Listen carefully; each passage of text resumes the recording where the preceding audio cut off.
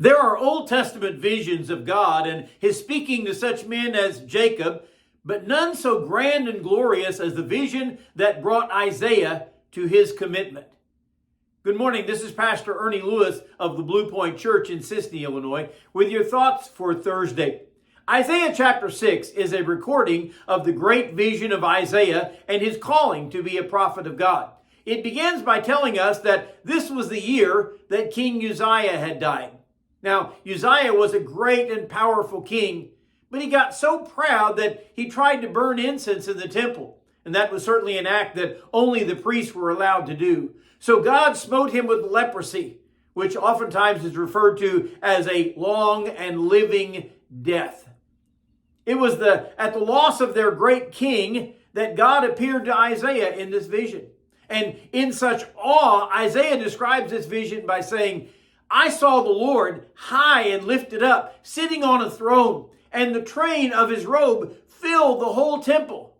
He also saw these angelic beasts at his side that were crying out, Holy, holy, holy is the Lord of hosts. The whole earth is filled with his glory. Now, this must have been a life-changing event for Isaiah as he saw God in all his glory.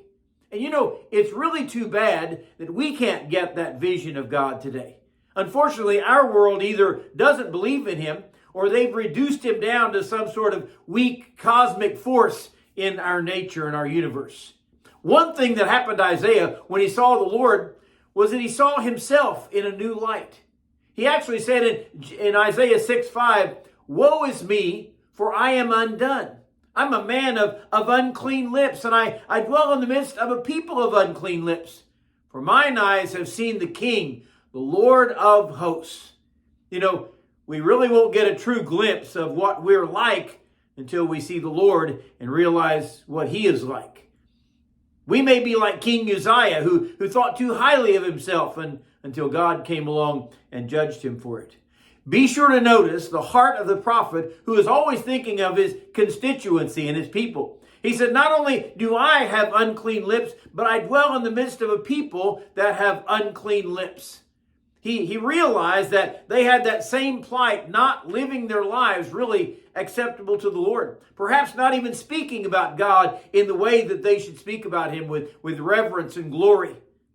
In this vision, the angel brings a hot coal from the fire to touch him and to cleanse his lips.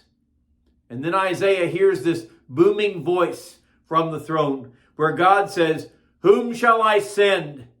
And who will go for us? Well, this is what God is looking for in this world today.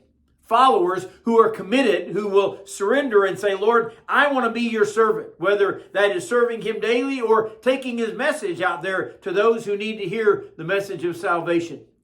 When he heard this calling, Isaiah said, Here am I, send me.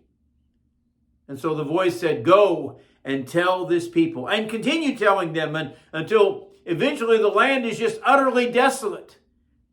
They need this message. And our world today needs that message too. That is actually our calling throughout the scriptures to be willing to surrender, as Isaiah said, Here am I, send me, Lord. Use me however you want to.